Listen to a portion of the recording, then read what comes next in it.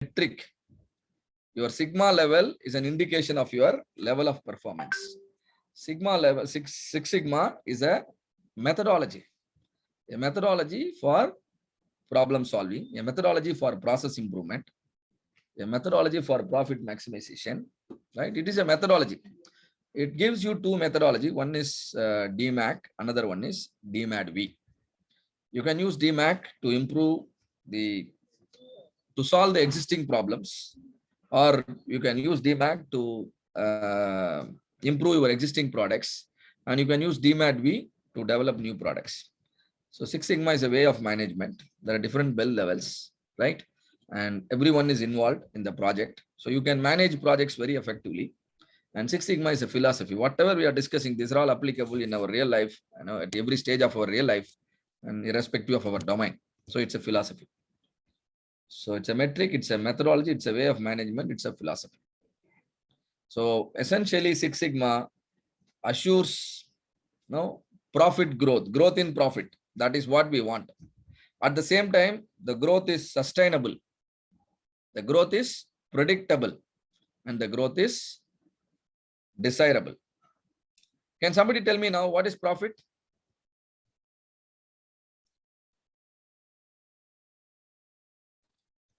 What is profit? How much money we are getting after selling our product? How much money we are getting after selling our product? That is revenue. Right? Everything you receive is not your profit. All right. Marginal cost. What is the cost to produce to make the product minus our selling price? All right. So revenue minus expenses. Revenue minus expenses. And then, do you think there will be investments happening in the business, any business? Because we invest to generate future revenue. Am I right? We invest to generate future revenue. And then we need to do everything legally. And then there are certain taxes to be paid. So after deducting all these things from the revenue, the balance available is called what? Profit. All of you understand what is profit? Is that all of you started sleeping in the morning itself? Is it so? Good, sir. It's good, sir. That's good, but I don't get the feel. Writing down your notes. Oh, you are writing down notes. Too busy writing the notes. Anyway, these slides will also be shared in PDF format, but it's good writing notes. Right. There are several tools we are going to learn. Right. In the define phase, important ones are CTQ tree, Pareto, Project Charter, SIPOC. We'll be discussing all these things. Then in the measure phase, we'll be dealing with the gauge R&R. R&R stands for repeatability and reproducibility. You can use the tool gauge R&R to assess the measurement error for continuous data. And then AAA stands for attribute agreement analysis. And then DPMO is again a tool which will talk about the number of defects that may occur if you produce more product, right? They are standing for defects per million opportunity. And CPCPK are nothing but process capability measures, or we call them process capability ratios. So I think one of your team is named after CPCPK. They're nothing but process capability indices. And then in the analyze phase, tools like fishbone analysis, all of you might be using. But we are going to go way beyond the fishbone analysis, the outcome of fishbone analysis. That means we'll continue with the hypothesis testing to understand whether our findings in our fishbone analysis are really true. Really true, right? We will be learning hypothesis testing. And then in the improve phase, if required to optimize the results, we will be exploring DOE, but generally you will be mastering the design of experiments only in the black belt level. And FMEA risk assessment tool. FMEA stands for failure mode and effect analysis. By solving a problem, you should not invite a new problem. That you have to be very, very careful, right? And that is why risk assessment is also important, that we will be doing it in the in fact, FMEA, we can do it at any stage, but I have listed here in the improve phase. And then in the control phase, control plan. What is control plan? Whatever best practices our parents had, whatever best practices our forefathers had, we are following today. Same way, whatever best practices you have learned, whatever the lessons you have learned during the course of your project, if you pass on the knowledge to the future followers or future generation, green belts and yellow belts in your organization, that is called a control plan, right? So that is the in the control phase. So this is what we call it, a DMAC project. Ultimately, DMAC means reducing variation. In Japanese language, variation is called mura. Variation is called mura. Mura means unevenness. I produce 1,000 products from the same machine running the same process, but all 1,000 products are not same. There is unevenness. That is, and if the unevenness is too much, that my customer will call it defect, right? Okay, I think Six Sigma is clear now. All of you now understand why are we learning Six Sigma? Is it convincing? Good. And so now we are moving on to understand lean. So what is lean? If you use more resources than what is required to achieve the effectiveness. For example, you are not learning in 4 days. You are not able to learn in 4 days. You take more time because you are a slow learner. Then, you have an efficiency problem. That inefficiency is called what? Wasteful activity in business. That inefficiency is called wasteful activity in business. So any process will have activity. Any activity may be value adding, may be non-value adding. Maybe value adding, maybe non-value adding. Can somebody tell me what is value adding and what is non-value adding? What is non-value adding? So both quality and quantity, sir. Now, So value adding, it is a part of requirement and expectation. Okay. In Frank, it is a requirement. Non-value adding, there are certain features we have to include in the product, which may give more acceptable feel or comfort to the end user. okay, you're close to the perfect answer. Very good. I appreciate. So value adding and non-value adding. Value adding, any activity you are doing, small activity. For example, you are just moving a piece of paper from your table to next, or you are just doing a small drilling operation. You are doing a welding operation. There are many things you are doing, or you are generating a report. If the customer finds it useful, then what you are doing is value adding. What you are doing is value adding. Suppose if the customer doesn't find it useful, what is that called? Non-value adding. For example, today morning, we have put all of you in a breakout room, and one of you told, sir, that is a waste for me. Because only he was there alone, not he was there alone. He was with, I think, Patrice. But I don't know whether they have used the time effectively or not, right? Right. So when your customer says what you are doing is not useful for them, you must stop doing it. Am I correct? So probably we must consider whether we should have the breakout sessions in the training or not. If the customers are not able to appreciate, then why do you do it? Am I correct? So that any activity you do which your customers are not able to appreciate, they are called non-value adding. In plain English, we are going to call them wasteful activities. They are going to call them wasteful activities. Whenever you understand certain activities are waste, immediately try to eliminate. And now tell me, today morning we had some session, 9:30 to 11, and 11 to 11:15 tea break, and again session is continuing. What is your opinion on the tea break 11 to 11:15?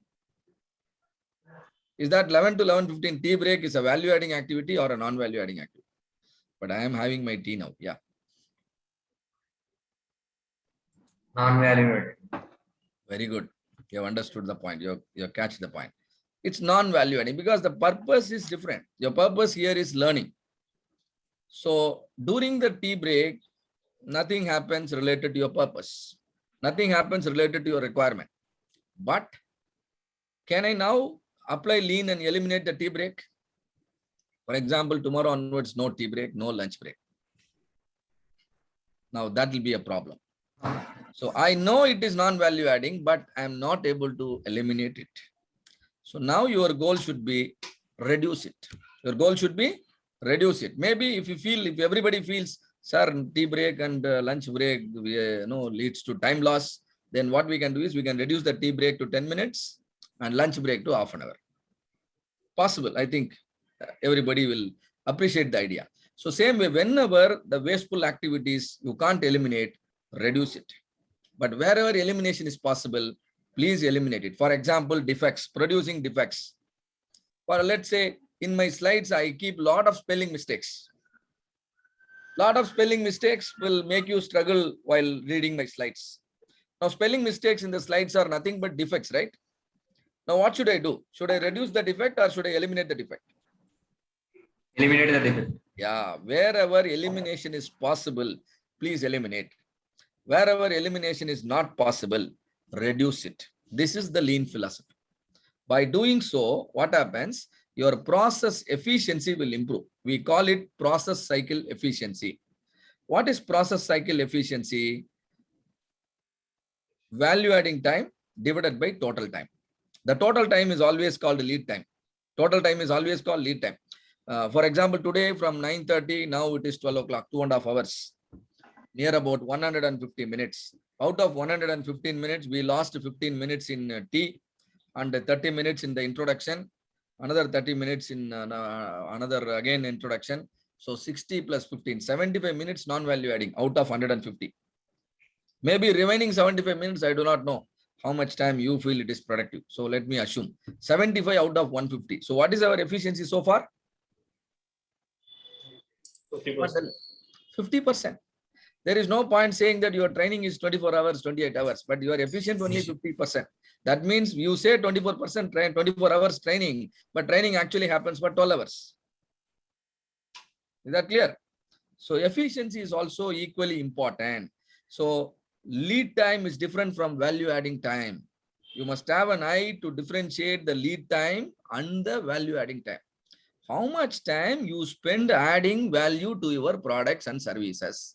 This is what the lean will look at it. You find out the ratio, value adding time by lead time. That ratio is called process cycle efficiency. Most of the business process will have only 20%. That's all. So that means 80% of the steps. That means there is enormous scope for improving the process cycle efficiency. This is one aspect of project identification. Wherever process cycle efficiencies are low, you can improve. That's a good, very good lean project. So lean is not cost cutting, right? Lean is not eliminating people. Many people think lean as an elimination. No, lean is simplifying your work. Lean is improving your working standards. As a result, productivity will improve, quality will improve, cost will go down. Look at the environment here, highly traffic. People can't perform. That means you can't drive. Even if you drive, you can't be very effective. You can't achieve the desired performance.